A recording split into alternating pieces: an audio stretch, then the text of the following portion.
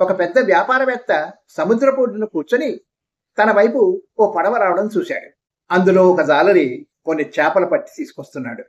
వ్యాపారవేత్త అతన్ని అడిగాడు, ఇన్ని చేపలు పట్టడానికి నీకెంత సమయం పడుతుంది? ఇంకొంచెం ఎక్కువ సమయం సముద్రంలో గడిపితే ఇంకా ఎక్కువ చేపలు పట్టొచ్చు కదా అని వ్యాపారవేత్త అడిగాడు. నా కుటుంబ పోషణకు ఇవి చాలు అన్నాడు జాలరి. అయితే రోజంతా ఏం చేస్తావు? కుతూహలంగా అడిగాడు వ్యాపారవేత్త. ఉదయమే సముద్రంలోకి వెళ్ళి చేపలు పట్టి ఇంటికి వెళ్ళి పిల్లలతో ఆడుకుంటాను. మధ్యాహ్నం నా భార్యతో భోజనం చేసి కొద్దిసేపు నిద్రపోతాను. సాయంత్రం మిత్రులతో ఆటపాటల్లో గడుపుతాను అన్నాడు జాలరి.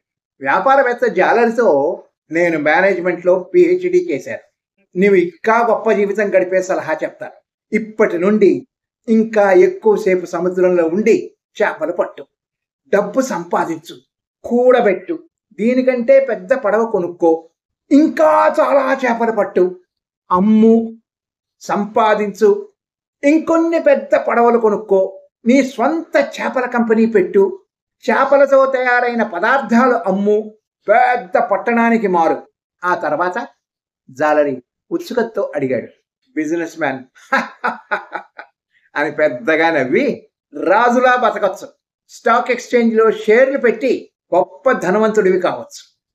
ఆ తర్వాత మళ్ళీ అడిగాడు జాలరి, నీవు రిటైర్ అయిపోయి పెద్ద ఇంటికి మారి ఉదయాన్నే చేపలు పట్టి ఇంటికి పోయి భార్యా పిల్లలతో హాయిగా గడిపి సాయంత్రం స్నేహితులతో ఆడిపాడవచ్చు. జాలరి ఆశ్చర్యంగా, ఇప్పుడు నేను చేస్తున్నది అదే కదా అన్నాడు.